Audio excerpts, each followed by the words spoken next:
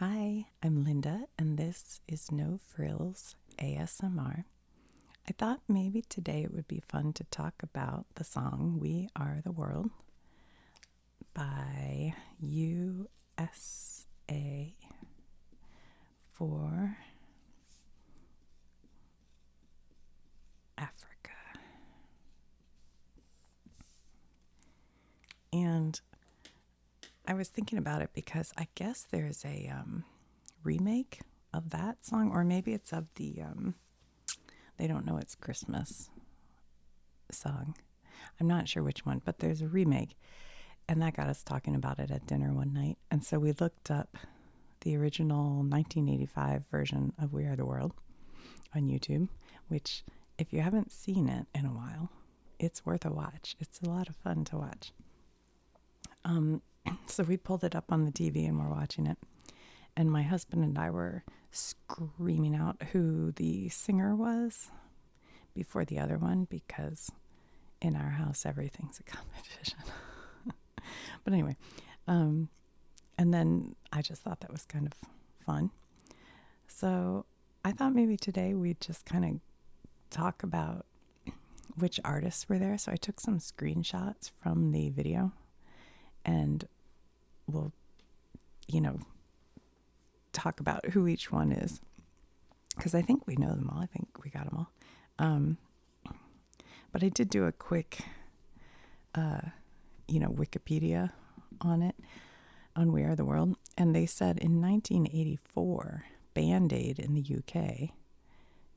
And that wasn't that, what's his name? Bob, I want to say Giedolf, but that's right. No, wait, was it him? Yeah. The guy who sang I Hate Mondays.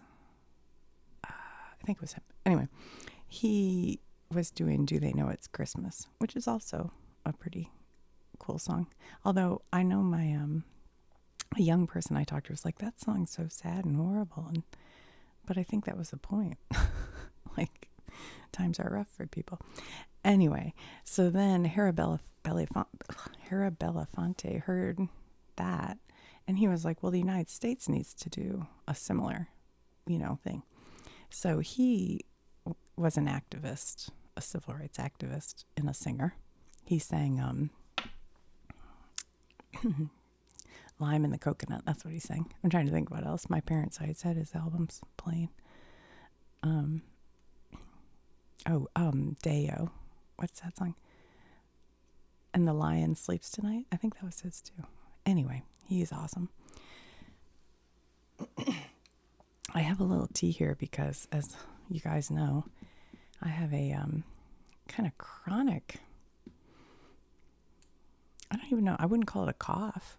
It's just like a tingle in my throat. I don't know. So I have tea if I need it, but if I sip it, I sip like UK royalty. You won't even notice. Watch, I'll do it right now. Ready? No, just kidding. Okay. I do that noise though. I try not to on mic, but I am a person who, when I drink, I go, ah. And the funny thing about that, talk about a side note, I make that sound, and my girlfriend in high school was like, you always do that when you drink, And then we were with my mom, and she was teasing me about it, and she goes, no, her dad does it, and her dad's mom, her grandma does it, so it's like a family trait. And then the other day, I heard my son do it. So anyway, all right, so Harry Belafonte decides they need to do this in the United States, and he recruited Kenny Rogers and Lionel Richie. And I don't know quite what happened to Kenny Rogers, but I know that Stevie Wonder and I think Lionel Richie were at first going to write the music for it, but Stevie Wonder was busy with, he had a new song coming out. I want to say Lady in Red, but it's not. That's Krista Berg. It's something Lady in a Red Dress. Anyway, so then it ended up they got Michael Jackson and Lionel Richie are going to write the song. So my understanding is Lionel Richie and then they got Quincy Jones on board. But Lionel Richie kind of had a basic sound. He listened to a lot of like anthems and national anthems, and he had a sound he wanted and kind of had a melody. And he showed that to Michael Jackson. And in one night, Michael Jackson recorded the drums, the guitar, the keyboard, all the parts for it, and hummed what he thought the singing should sound like, but he didn't have words yet. And Lionel was like, holy moly, you did all that in one night. Okay, sorry. But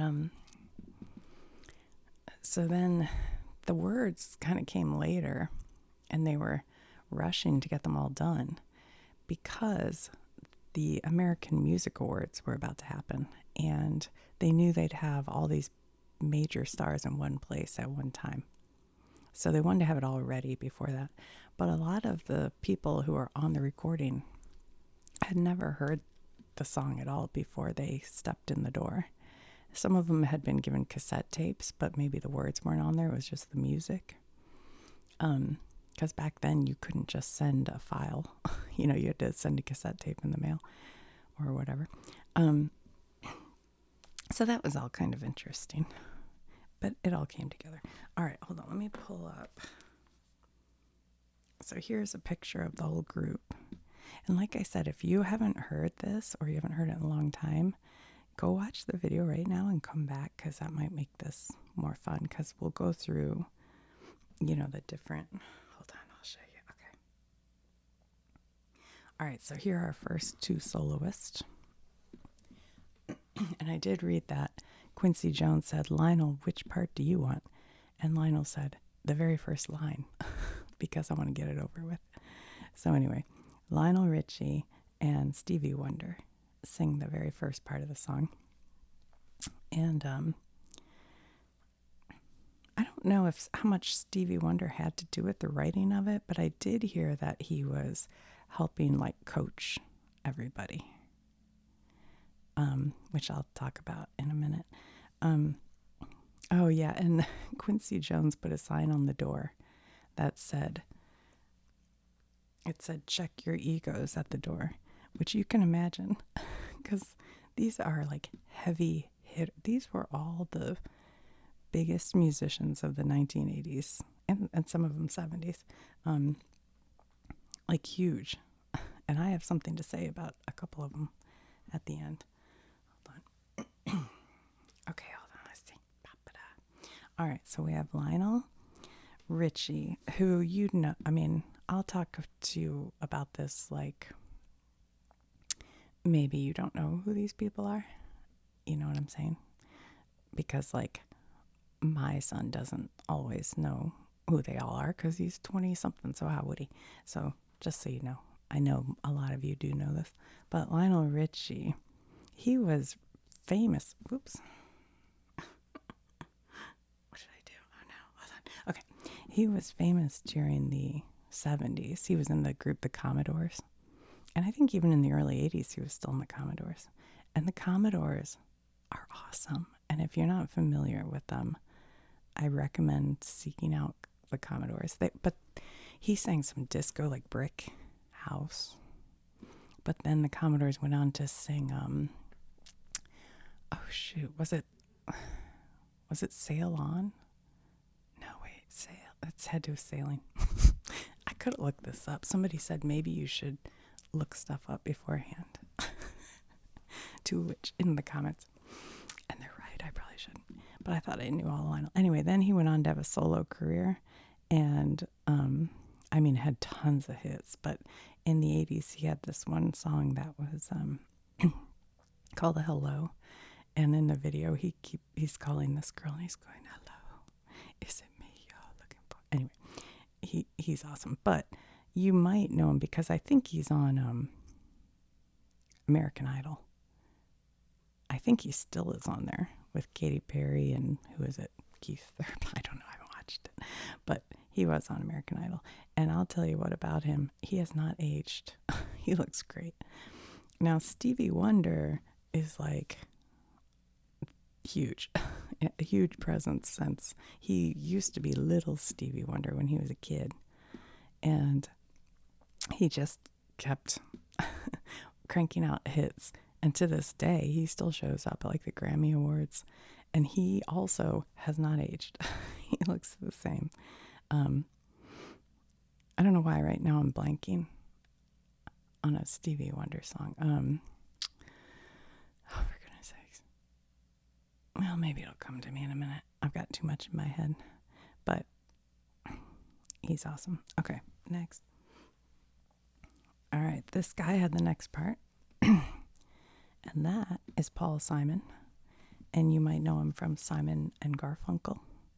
And he was, if you don't know Simon and Garfunkel, they're kind of a folk rock group. And they sang Mrs. Robinson and Scarborough Fair. If you're not familiar, I would look him up. He's a great singer-songwriter, and they were a great duo. I have heard he is kind of a stuck-up guy, but I don't know. I can't speak to that. I've heard that. But you can see he's reading his sheet music here, so it's probably the first time you ever saw it. And he's saying that, oh, I know. But at this time, he may have just come out with his album Graceland, which is his solo album. And he's had some other solo albums since then. But Graceland was a good album. It had some good songs on it. Yeah, I bet that's why he's here by himself. Okay. And then here is him singing with Kenny Rogers. And Kenny Rogers is interesting on this song because it's almost all pop musicians, but he's really was a country musician. But he had some kind of crossover songs at this time, but I think also was just a power player.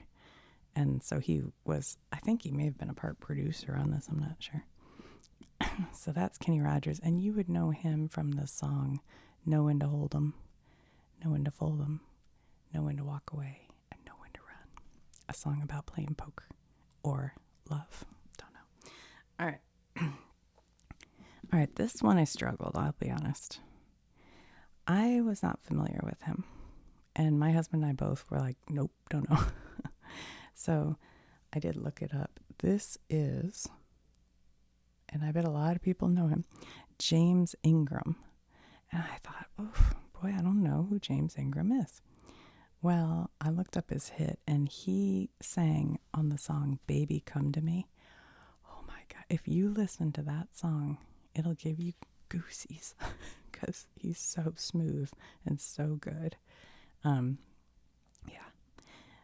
It goes, baby, come to me when I wrap my arms around you. All right. I'm not going to try to sing. And this here is the one, the only Tina Turner. And I'll tell you what, one thing about this particular recording is every single person has such a unique voice, and yet somehow they went together. I mean, the kind of people they had singing together, well, we'll talk about that more in a minute, but it's really, her voice is so unique, and it so blends perfectly. But Tina Turner has been around, well, she died recently, but she was around from I think the late 50s maybe. And she used to be with a guy named Ike, and it was Ike and Tina, and he was very abusive to her, very terribly abusive. But then she went on to have her own solo career, and hold on, I'm gonna take that. And at this time, she probably had, I'm trying to think what song would have been a hit in '85 for Tina.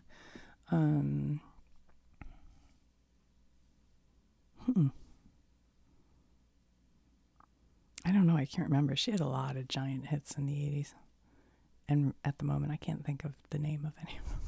All right, somebody in the comments. Tina Turner's big song around 1985. Oh, shoot. Maybe it'll come to me. Okay. This, and I know when I scream this out, my son's like, really? I didn't know that's what he looked like. This is Billy Joel. And Billy Joel was huge in the late 70s and the 80s. Well, into the 90s, I guess. But he sang Piano Man, scenes from a New York restaurant, I think it's called, Uptown Girl. I think at this time he was married to Christy Brinkley. It was probably around the time of Uptown Girl. What the heck? What would Tina's song have been right then? Simply the Best? I feel like that was later. It's Private Dancer. Maybe Private Dancer. I don't know. All right. I see somebody over here, but I think she's going to show up. All right. So next up, Michael Jackson. You all know him. Thriller. Not controversial, but you know. Okay. Diana Ross. She was part of the Supremes in the 60s, maybe late 50s. And then she went off on her own and is an amazing singer. Am I right? Am I wrong? Dreamgirls? That's about her, right? Wait, no, I think so, yeah. Yeah, I'm pretty sure that's right. Yeah, she's awesome. Diana Ross. Think of a song by Diana Ross. Hold on. I can't think of one. I should have looked up some songs. I thought they'd all come to me. Oops, I gave you guys a cheat. Hold on. All right, next up. This is Dionne Warwick. And she is an amazing singer. She is now probably, I don't know, in her 80s, but she looks the same, I swear. I think she was Whitney Houston's aunt, or cousin. I think she's her aunt. Which is like, what a talented family. And yeah, she had some hits in the 80s that I can't think of the names of right now, but you could look her up. She's great. This guy right here, looking all clean, that's Willie Nelson. And you might know him now because he's kind of known for smoking weed and looking kind of bedraggled, but he's awesome. And you want to talk about voices going together that maybe you never suspected? These two, they couldn't have more different voices, like tonally, but they work so it's so fun to watch that happen, you know. Willie Nelson. Okay, hold on. I'll try to think of a Dionne Warwick song. I don't know why it's not coming to me, and I do know. Yeah. I can't think of stuff. You know what? If I have to get stuff pulled out of my brain, that's where my memory fails me. Because I do know. I just. Anyway. Okay. Oh, shit. Shoot. Sorry. That. I hope I'm right about this. That's El Giro. Hold on. Yeah. I'm pretty sure that's El Giro. Oh, boy. And he is known for singing I won't sing. We're in This Love Together. Great singer. Great singer. I think you guys all know who that is. That's the boss, Bruce Springsteen. Probably around this time. Maybe Born in the USA, 1985. I bet that came out in 83. Okay. You guys know who that is? That's Kenny Loggins. And this would have been before Footloose, which he sang the title song to Footloose, and before Top Gun. But the song that I used to love by Kenny Loggins was a song called I'm All Right. And I think he did the one about rain tapping on the windshield, keeping perfect rhythm to the song. Keep rolling. Driving my life away. Was that Kenny Loggins? I think that may have been Kenny Loggins. But anyway, he did the song I'm All Right, which was from the movie Caddyshack. And I wonder if Caddyshack holds up because one of my sons is playing golf. He's into golf right now. And I said, oh, you got to watch the movie Caddyshack. But now I wonder if it holds up. I don't know. I haven't seen it in a long time. Oh, baby. This year is Steve Perry. He had a voice. I heard that because it was so, I don't want to say forced, but in his upper register, that he has really lost his vocal cords, kind of got fried. And they have a new guy who is in the band Journey, who I think is maybe, I feel like he's Japanese. And they say he sounds just like him, but I haven't ever heard him, I don't think. But anyway, Steve Perry, awesome, sang Don't Stop Believin'. And others. I can't come up. That's Daryl Hall. Or John Oates. No, Daryl Hall. And he's part of Hall & Oates. He sang Kisses on My List. I'm trying to think. A very good singer. He has a, like a, I don't know, what is it, a YouTube show called, I want to say it's called At Daryl's House. Is that right? And he has like a studio and he invites different musicians. It's good. It's a good show. He had Lyme disease for a while and was really sick. But interestingly, just recently, he's suing John Oates for like, I don't know, stalking or something. I don't know. So that's kind of a weird story. Here's Huey Lewis. He sang with Huey Lewis in the News. He was my sister's favorite. She loved him. I thought he was okay. A little cheesy for me, but and he sang on the Back to the Future soundtrack.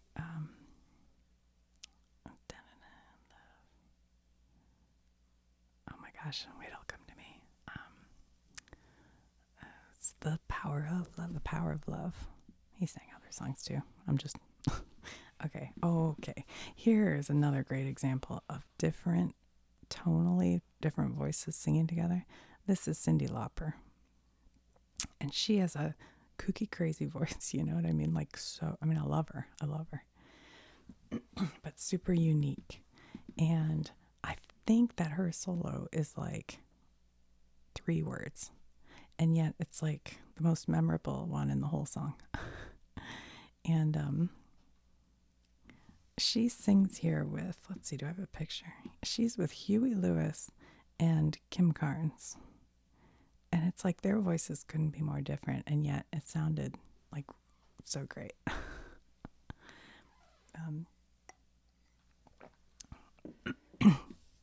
Cyndi Lauper, she sang Girls Just Want to Have Fun. And she would have had a lot of hits about this time. Because she had All Through the Night.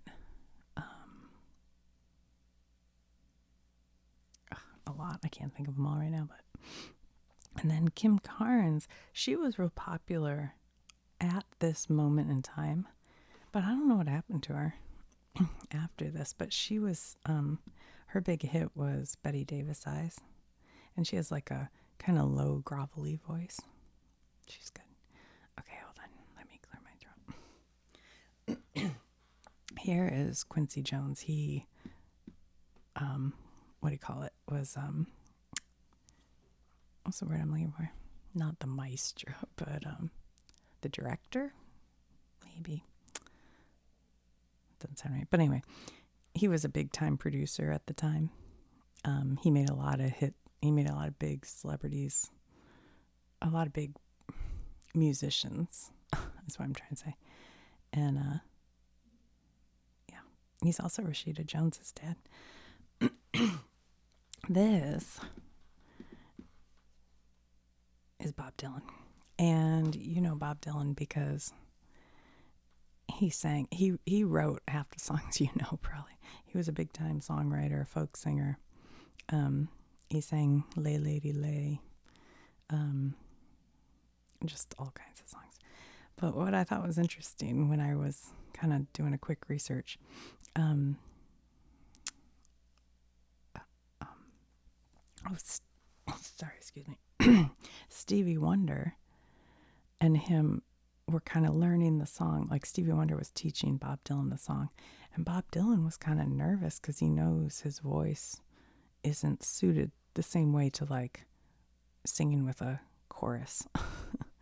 And so he asked Stevie Wonder to help him come up with the phrasing for his lines because he has quite a few lines. And Stevie Wonder apparently kind of did a Bob Dylan, voice and sang it the way he thought it should be. And Bob Dylan took that advice and did it that way, which I think that's part of that checking the ego at the door, like he could have been like, hey, all right, these are people that were just in the chorus. They didn't have solos. But I just thought it was funny because this is Dan Aykroyd, and he was on Saturday Night Live. He's a comedian, but he and John Belushi had released the Blues Brothers, and they were in a band. So he was a singer too, so he was there.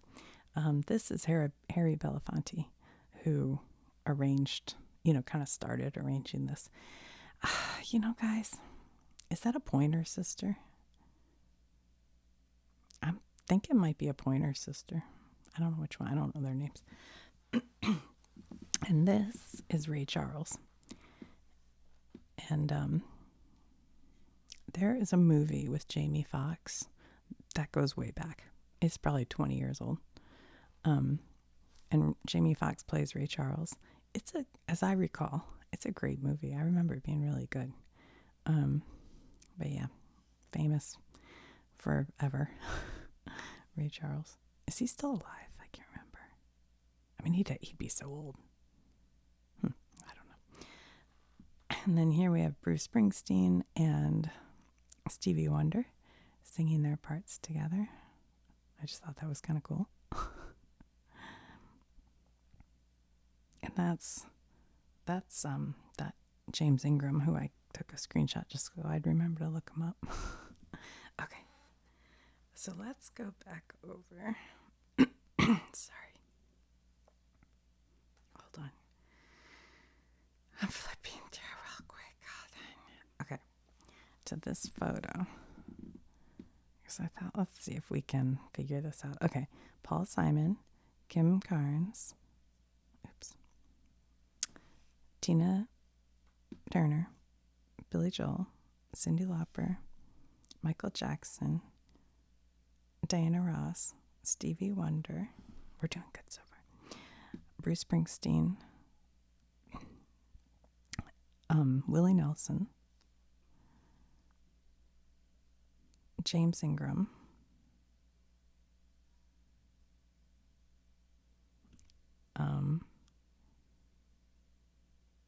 is that?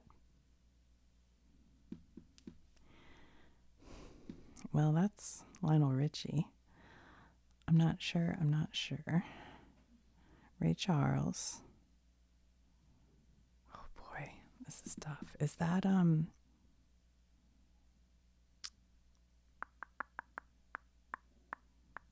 Sheila E? Okay, these are Jacksons. That's LaToya. I don't know all my Jacksons. All right, I'm going back to her because I want to say something about her. Okay. Who else do we have? We have Daryl Hall. Oh, there's Lionel Richie. Excuse me. Who did I say was Lionel up here? Oh, I don't know who that is. I didn't think it looked like him, but okay. Kenny Loggins, Steve Perry, Dionne Warwick, Al Jarreau, Kenny Rogers, Lindsey Buckingham. Can't tell who that guy is. Dan Aykroyd. I just said his name. Hugh, not Hugh.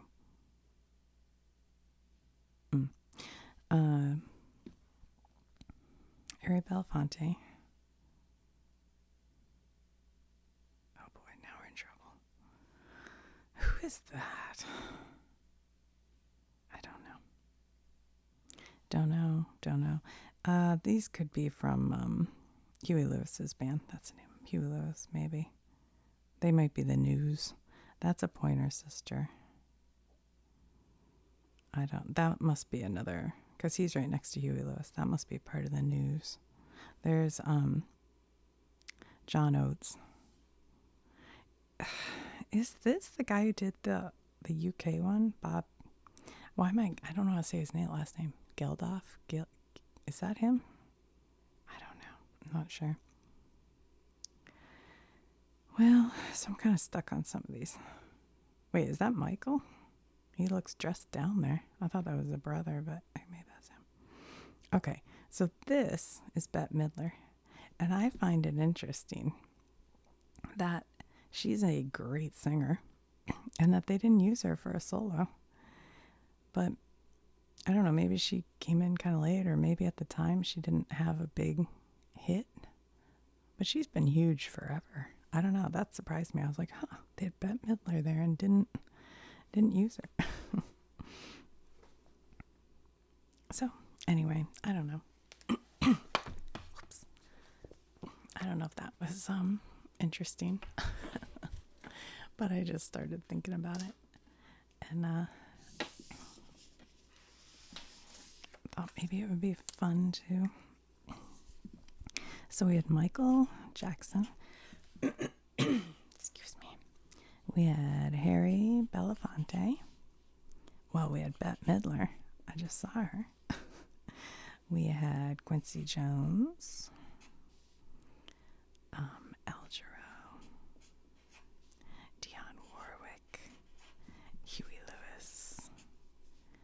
Who else? Kenny Loggins. Willie Nelson. What's that one lady's name I said?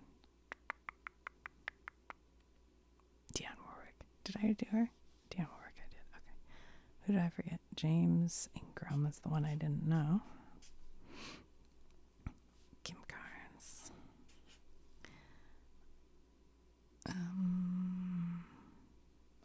The boss. Bruce Springsteen. Whoops. Who else am I forgetting? Oh, Cyndi Lauper. John Hall, Daryl Oates. We'll do Daryl Oates. Well, we can do John Hall too. Am I mixing? Is it John Oates and Daryl Hall? Daryl Hall. Wait. Wait. Isn't that funny? It's Daryl Hall and John Oates. I'm only doing this so I can cut it up and count them later. Who else? Who am I forgetting, you guys? Oh, Stevie Wonder. Oh, Lionel Richie. Yeah. Who else?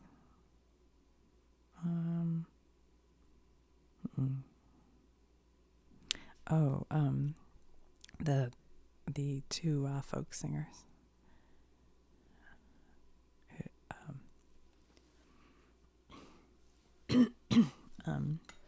Oh my gosh, my brain's blanking.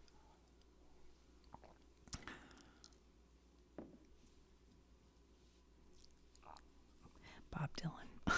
Good grief. And then Paul Simon. Did I say Paul Simon? Yeah.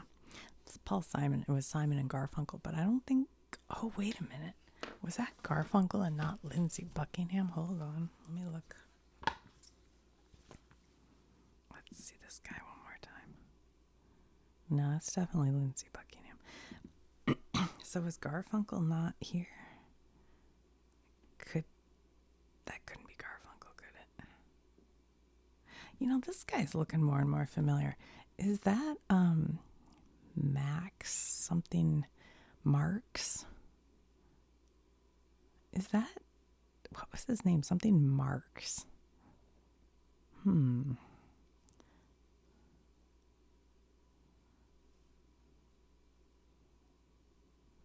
was a singer who was cute like that.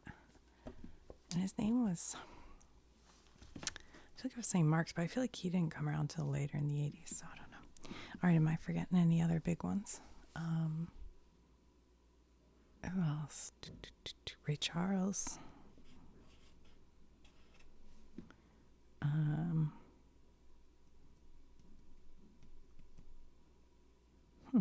Is that all of them? I can't think anymore. All right, I'm going to cut these up. If I think of more initials, I'll write them on here, and I'll pull up my picture to help me. And you can know it in your head. But I'll just quietly cut these up and count them because... Did I do algebra? Yeah, I did. I'm sitting here looking to see. Well, I guess we could do Lindsay Buckingham. I think I got most of them.